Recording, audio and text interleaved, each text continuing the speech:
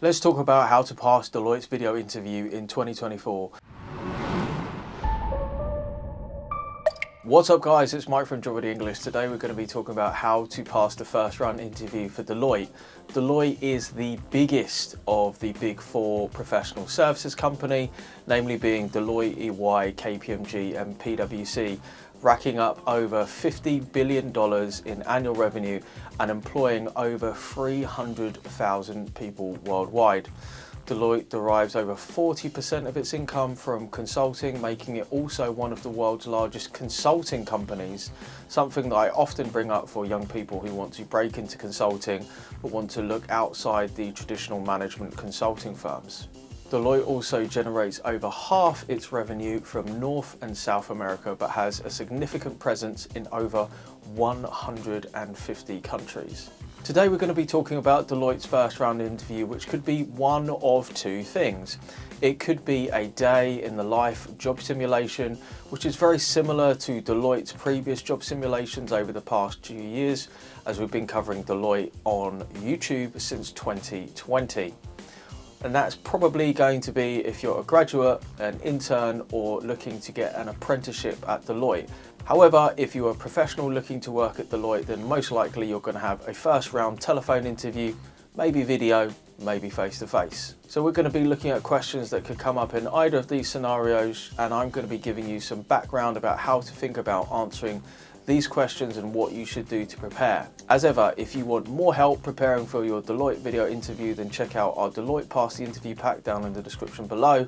Or if you want to speak to yours truly and prepare one-to-one, click the link down below and book a one-to-one call with me. One thing that I'm going to do at the end of this video is I'm also going to go through and talk about situational judgment questions which could come up for Deloitte and how to think about answering them, and also how to think about approaching mini case studies, which seem to feature more and more in candidates who have accepted offers for Deloitte this year in 2024, as this is something that I've seen more and more of in recent years. What we're going to do is we're going to go through some common questions that we came up for Deloitte first round interviews. Also going to talk about how to answer situational judgment based type questions based around workplace scenarios. I'm going to walk you through a 6-step format which has worked really well with our customers for our digital products to help them simplify this process, because a lot of people really struggle with situational judgment questions. So if you're struggling with this, it's really not just you. This is probably the most difficult online test and type of video question that a lot of people really kind of find confusing and don't know how to answer this in a good way.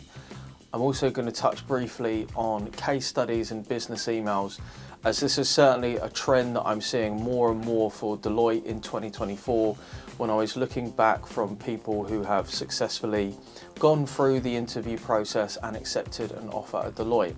So let's start off with 8 common questions that we came up against going through memories for the Deloitte interview. Question number 1, tell me about yourself. Now, I've gone into this subject in great detail before, laying out a really simple 6-step format for you, which is who are you and where are you now? What did you do before? What would you like to do? Work experience, extracurricular skills and volunteering, and finally, hobbies and interests. And if you'd like a more in-depth video of this with a free worksheet that you can download, then make sure you click the link up above. So the really important thing for a personal introduction, and I'm going to differentiate a little bit between a graduate and a professional. Now for a graduate, your personal introductions are going to be reasonably similar. So you're currently studying at a university, you previously would have been at secondary school or high school, or at another university, you want to do the job that is at this company, you'll have a limited amount of work experience. If you don't have work experience, don't worry, just talk about what extracurricular activities that you've done or any volunteering that you've carried out. If you're worried about this and you're watching this and you're thinking about having the interview in the future, it's certainly something that I recommend that you have.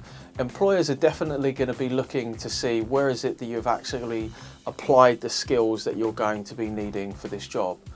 And finally, ending on skills and interest. And I always like to say end with a bang, end with something that's going to trigger a conversation or spark a point of view. Like, you know, I also really enjoy writing poetry online, I'm a really keen amateur golfer. This is something that kind of leaves what I call a little bit of a hook or a bit of a question mark. And particularly if you're having a face-to-face interview, it's a great way to start a conversation so that people can get to know you and maybe move it away from a standard interview format, which can be quite tricky, particularly for graduates or people who've not done a lot of interviews. However, if you're a professional, you're going to kind of want to frame this a little bit differently. I deal with this a lot when I am talking to particularly senior professionals. What a lot of professionals struggle with is how to summarize their experience. Say you have 5, 10, 20 plus years of experience, and I tend to say try to summarize that in a single sentence as soon as you begin.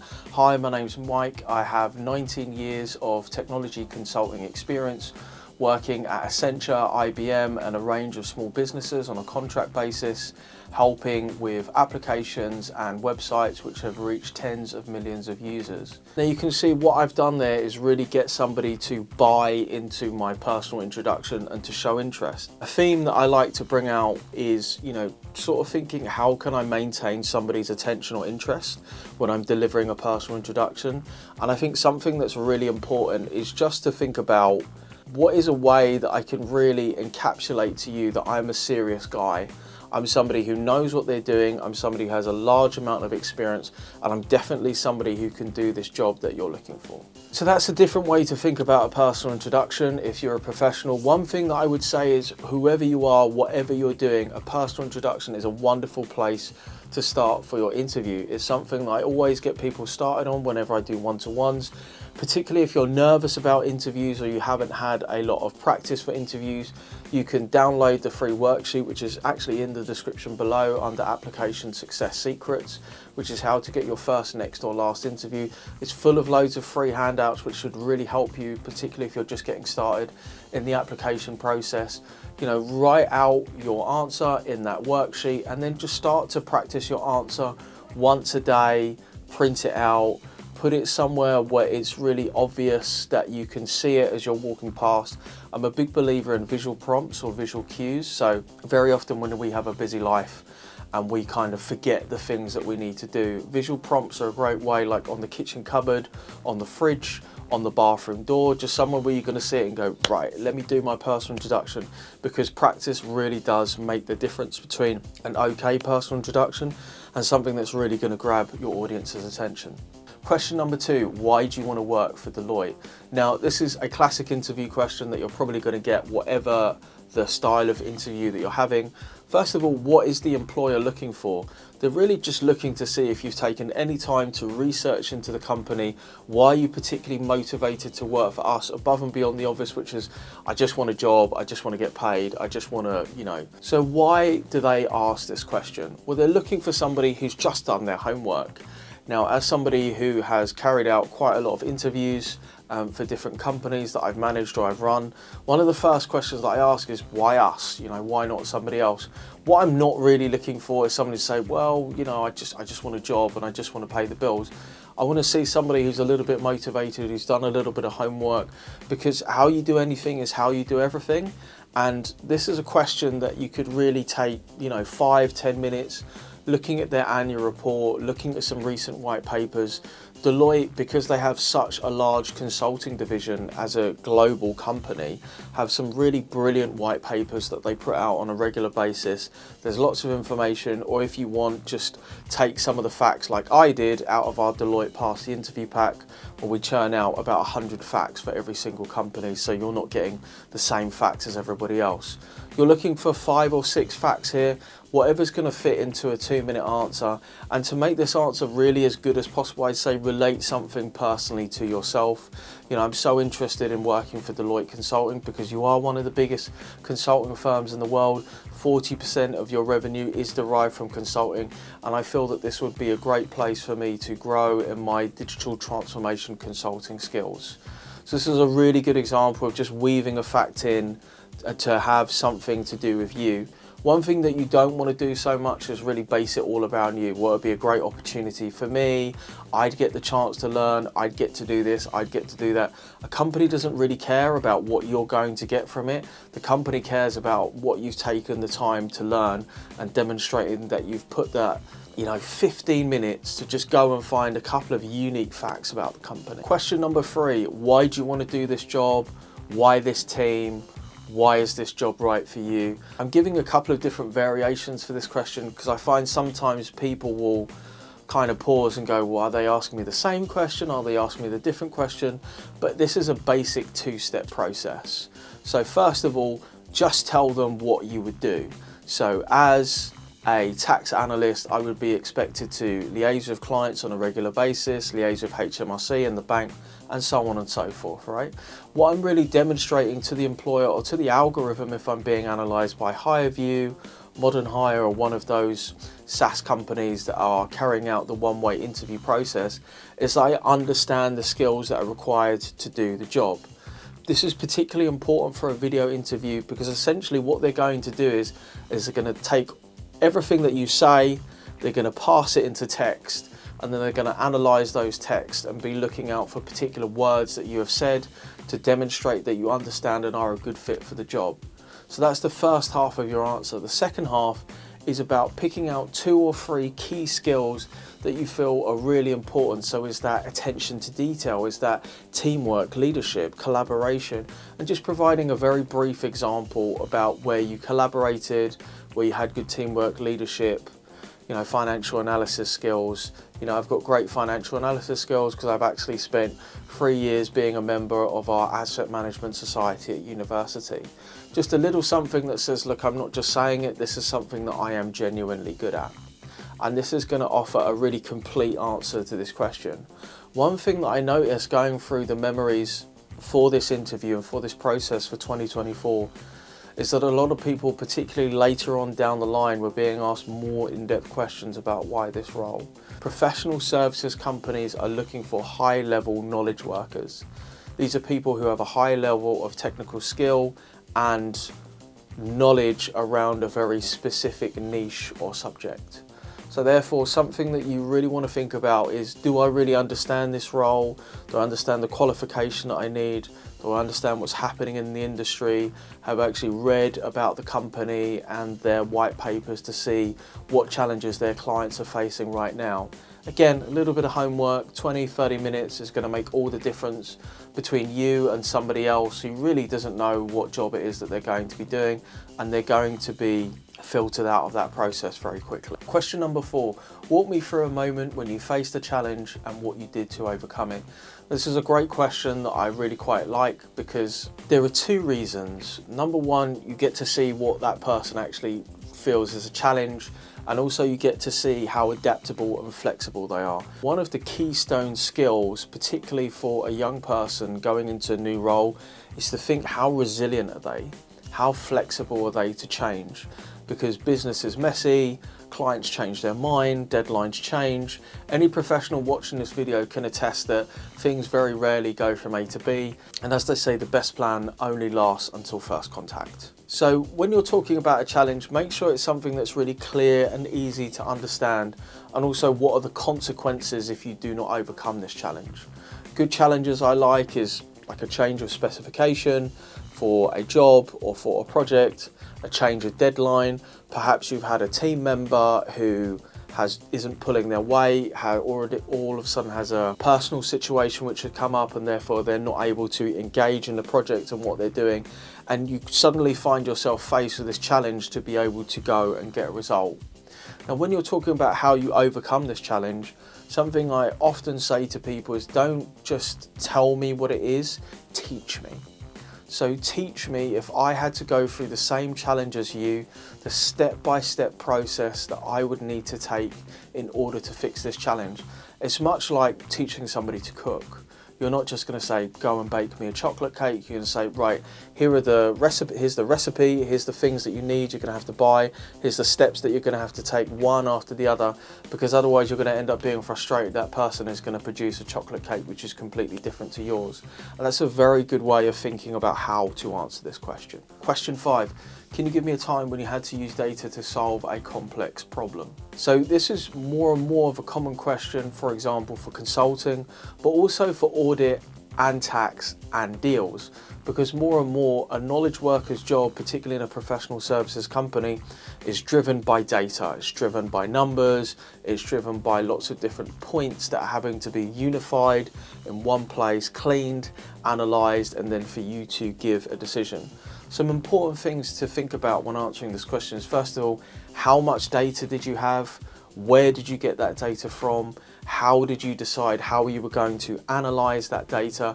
Now, bearing in mind, when I'm talking about data, sometimes people who are non-technical start to get a little bit freaked out, but it could just be an Excel table. It could just be, a series of sources for a university essay. This is all data. It doesn't have to be thousands and thousands of numbers. But again, what you want to be thinking about is the systematic process of, how did you find this data? How can you tell if it's reliable? How do you clean, filter, and sort that data? And how do you come to an opinion based upon that data? How can you fact check yourself? Also, how can you make sure that this is genuinely helpful in terms of the result that you need to achieve? Question number 6, describe your biggest weakness. Now, by far and away, apart from tell me about yourself, describe your biggest weakness is probably one of the most hated interview questions, particularly for young people and for graduates. And I think most people really struggle with this question because it encourages you to be a little bit vulnerable. It encourages you to show a side that is not so good to your potential employer. And people really struggle to think, well, what exactly is it that I should choose out? Now, for me, choosing a biggest weakness is definitely something that isn't going to compromise your integrity to do that job. For example, saying, I'm often late, I like to have a drink during the daytime. Sometimes I get a bit angry and hit people and stuff. Probably don't say that. But what you can do, and what I personally encourage, is for you to lean into a little bit of honesty. Maybe you're a little bit disorganized. Maybe you struggle to say no. Maybe at times you haven't been such a good listener, because the most important thing is you're not just delivering a weakness and just going and saying, I'm a terrible listener. Sorry, what did you say? You're basically saying, there was a time when I really wasn't that great at listening. Our professor was talking one day about an essay that was due in, and I must admit I kind of wandered off and was looking at my phone. However, 3 days later, I received an email to ask me where my essay was. When I sent back an email back to my professor saying, I don't know what you mean, the essay is due in a week's time, he replied saying, no, I said in the class twice that the essay is due in today. Where is your essay? Now, thankfully, as a result, and being honest with my professor and saying I wasn't listening and I hadn't paid attention, he gave me an extension. But from then on, I made sure that whenever I was doing something, whether that be engaged in learning or my job or my extracurricular activities, I would try to just do one thing at one time, because I'm not very good at multitasking. And this is something that I carry on to do today. So as you can see, it is a bit of a weakness. It's probably not a great look. It's a mistake that you made, but you've learned from that mistake. You have improved and you're now better at it. Question number 7, where do you see yourself in 5 years? Now, the short answer is here with you. I'm not going anywhere. I'm going to be with you forever. I'm going to join this company and I'm just going to be here forever until I die. Now, whether that's the truth or not, and it probably isn't, because you're probably going to go and do something else. And 5 years is a really long time, particularly if you're a graduate, doesn't really matter. What they're looking for is a little bit of a nuance to this, is just to say, well, would you have qualified? What exam would you have done? Where would you be in the hierarchy? Would you be a manager, a senior associate? What are you likely to be doing? Will you be niching down into a particular subject, for example, in banking? So you're going to be concentrating on a particular market or mechanism. What do you think that you'd be doing? And also, what is your understanding of the role and how it progresses? Something not to do, which I've heard a lot, is people say, well, I probably would have moved home. I would have started my own business. I'd be somewhere else. And it's just an instant red flag for an employer. Now, bearing in mind, there will be people saying, well, yeah, but this is so stupid, and of course I won't be here in 5 years, and so much can change. Look, you're just doing the dance and you're just playing the game. You just need to get through to the next level of the game, so therefore just play within the rules. Okay? Question number 8, how do you build and maintain relationships? Now, relationship and network building type questions is something new for Deloitte. I've not seen this a lot. I used to see this quite a lot for PwC, And really what it relates to is particularly around consulting, but also for all forms of professional services work. The reason being is sooner or later you're going to have to start engaging with clients, speaking to them, extracting information from them. Certainly anybody who goes to work in audit and tax and they speak to their seniors or people in the industry to know that there is a big dance to be had for trying to chase down documents, to get answers, to get people to respond to emails, and it's a big thing, right? So being able to get the best out of people is a really useful skill to have. A few things to think about with this is, number one, if no one's ever told you, no one cares about you, they only care about themselves. And what I mean by that is humans are predominantly selfish creatures, particularly when they are busy. So if somebody tries to approach you to get you to do something and you're really busy, the chances are you're going to say no. However, humans are incentives driven creatures. So if you approach somebody and say, could you do this thing for me? And they say no, then you say, but I will give you something, or I will help you with something in a gesture of reciprocity. Then all of a sudden things change because that person then becomes incentivized to do things. Now, I'm sure inevitably there might be somebody who drops a comment below, but actually I'd help anyone to do anything. You're just not busy enough. So believe me when I say that there are lots of people who would like me to help them, and I genuinely would like to help them as well, but I just don't have enough time and I have to sleep and eat and actually have some sort of social life. So learning how to build and maintain relationships is all about, how did you go from first point of contact to the next one to the next one? And it could be a team of students that you worked with. It could be a team that you worked with in your office. It could just be somebody in your personal life. But a lot of times, what are the foundational cornerstones of relationship building? Well, it's integrity. It's about giving rather than taking. And it's about listening to other people and delivering on the promises that you have made. So I wanted to talk about situation-based questions and also business emails. This is something that we've seen come up quite a lot in the day in the life scenario-based job simulation, which is basically where you're given either a business case to analyze or just a series of emails that you have to go through and talk about what happens. So I want to start off by giving you an example question that's just taken from an SJT practice based around this sort of subject, then a 6-step format to think about and how you would go about answering these types of questions. So here's the question. It's 9 AM on Monday morning and you're checking your inbox where you find 3 new emails. The first email is from your team manager asking you to complete a report started by another intern, which must go to the client by the end of the day. The second email is from the department manager requesting all personnel to attend a meeting regarding new department regulations. This meeting will take place between 10 and 11 AM. The third email is from James, your teammate, with whom you're working on an important project due to be finished by the end of the week. You're in the data analysis stage and James wants to set a time for a meeting today to go over the data you've collected. You just remembered you've also been asked to attend a meeting today with your team manager between 4 and 6 PM. What would you do and why? Now, this could be done in the form of a written response, but it is a situational based question. So here's a 6-step framework for you to think about in terms of answering this question, which is something that is in our SJT Sorted course, which is in the Deloitte Pass the Interview pack. So I call this is actually the second step in a 3-step process. So then broken down, step 2, what's the context? So number 1, who's involved? 2, what do they need? 3, who gets priority if there is more than one person? 4, what are your responsibilities and obligations? 5, what is your position and the extent of your authority? 6, what is the wider context of the role you're applying to in real life? So let's have a look at this. So who is involved? Well, there's you, your team manager, the department manager, who I'm assuming is higher than the team manager, and also your colleague, James. So that's who's involved. What do they need? Well, your team manager has asked you to complete a report by the end of the day. The department manager has asked you to attend a new meeting at 10 to 11 AM. James wants to set a meeting for today to go over the data, and you've got a meeting between 4 and 6 PM. So who gets priority? Well, the department manager gets priority in terms of general hierarchy. What are your responsibilities and obligations? Well, just to be a good member of the team.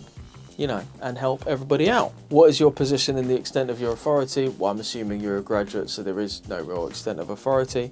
And what is the wider context of the role you're applying to in real life? Well, basically that, business is messy, days can be varied, and you're going to have to sort of, muck in with everything that you need to do. So probably the first thing that you want to do is just confirm to your manager that you'll have the report done by the end of the day, which then all of a sudden means that your end of the day is, if you want to get out of the office by 4 to 6 p.m, then you need to get that report done prior to that.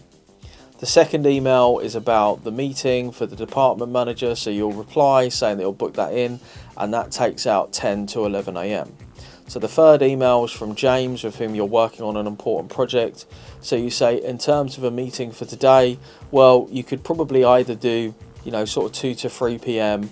or after hours, because you've also got this report to do. The only thing that is deadline sensitive for today, because the meetings you just turn up, right? So what's deadline sensitive is you're just going to have to make sure that you go through the report that the intern's done first of all. So you would do that between 9 and 10 a.m.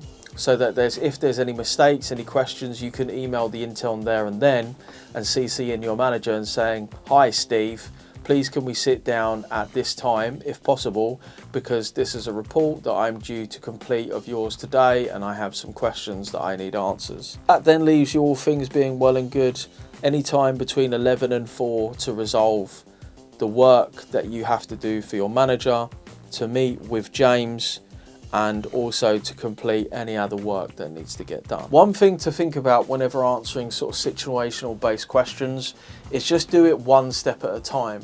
The reason why I like to break stuff down into frameworks and almost just to doodle out who's involved is very often people get carried away or give quite unrealistic answers. So they'll say, well, I'd stay as late as I needed to and possibly sleep there and stay there a week. It's like, dude, no, you're not going to do that. And also that's not sustainable. That's just poor time management.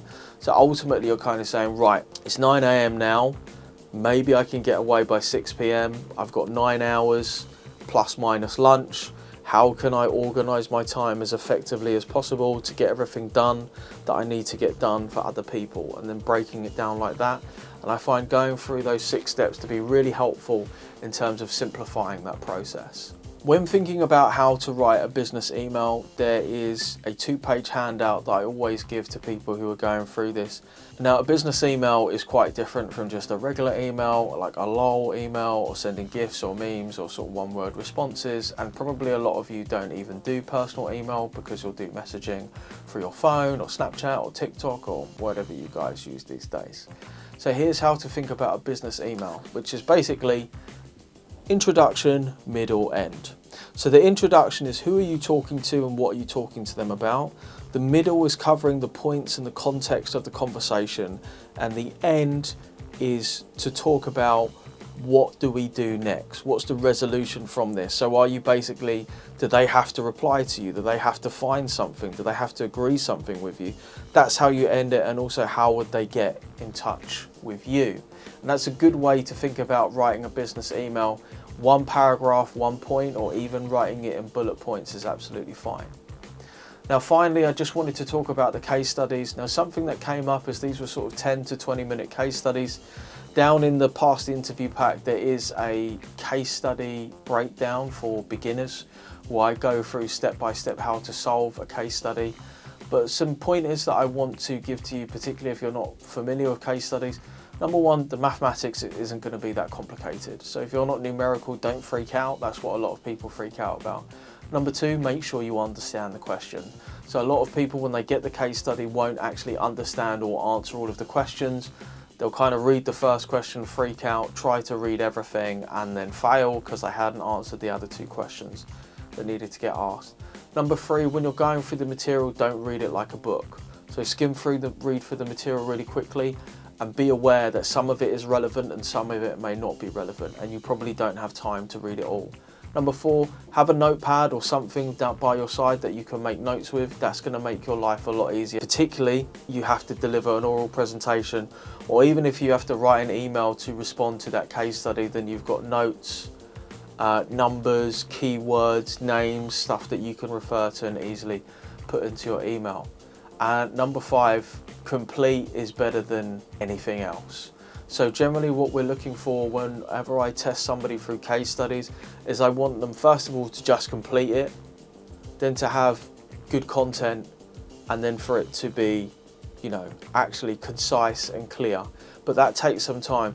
The most difficult thing initially is just to complete within the time. Your biggest enemy will be time. Guys, I hope that you've enjoyed this video.